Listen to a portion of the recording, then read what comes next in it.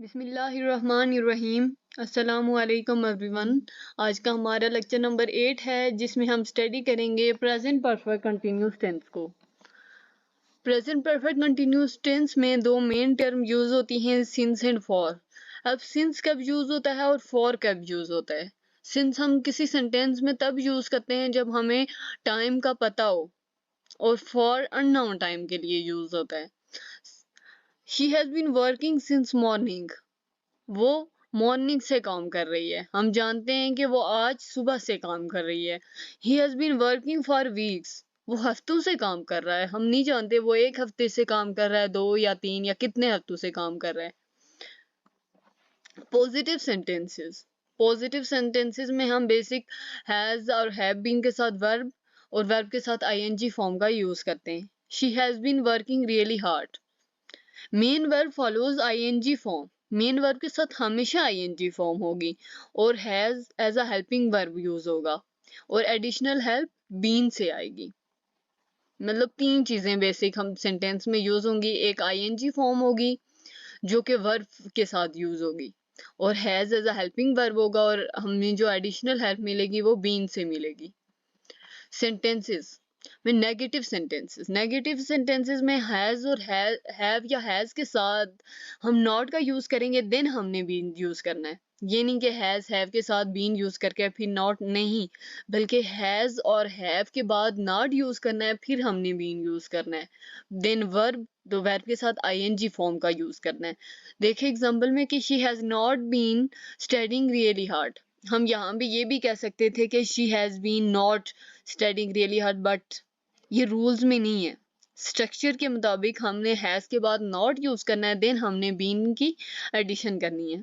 She has not been studying really hard. उसके बाद है interrogative sentences.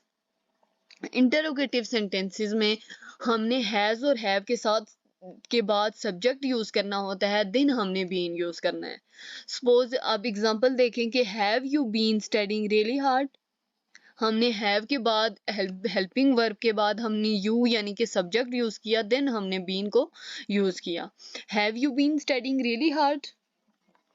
Use of present perfect continuous tense. Present perfect or present perfect continuous both can be used to say how long an activity has been going on. For example, I have felt sick for weeks. मैं काफी हफ्तों से बीमार महसूस कर रही हूँ। She has been feeling sick for weeks. Difference between present perfect and present perfect continuous tense. Present perfect continuous in present perfect tense. Present perfect continuous में एक्टिविटी पे फोकस होता है। इसमें कोई फर्क नहीं पड़ता कि काम खत्म हुआ है या नहीं खत्म हुआ। एग्जाम्पल है कि I have been reading a book, no idea if the book is finished और नॉट। इस चीज का कोई आइडिया नहीं है कि बुक खत्म हुई है या नहीं हुई है। लेकिन प्रेजेंट परफेक्ट टेंस में रिजल्ट पे फोकस होता है। Focuses on the result. For example, I have read the book. The book is finished, but we don't know when. यहाँ पे रिजल्ट पे फोकस हुआ है कि बुक खत्म हो गई है, लेकिन ये इस चीज पे फोकस नहीं हुआ कि वो कब खत्म हुई है।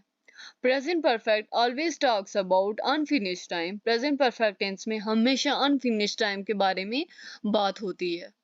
Present perfect continuous. Present perfect continuous में focus is on how long, कितने अरसे तक ये काम होता रहा है। प्रेजेंट परफेक्ट टेंस में focus is on how many time, कितनी बार ये काम हुआ है। प्रेजेंट परफेक्ट कंटिन्यूस में कितने अरसे तक हुआ है, और प्रेजेंट परफेक्ट टेंस में कितने टाइम हुआ है। एग्जाम्पल है प्रेजेंट परफेक्ट कंटिन्यूस में I have been reading for past 1 week. मैं पिछले 1 हफ्ते से पढ़ रही हूँ। प्रेजेंट परफेक्ट टेंस में आई हैव रीड 3 पेजेस, मैं 3 पेजेस पढ़ चुकी हूँ। Thanks for watching. मिलते हैं नेक्स्ट वीडियो में।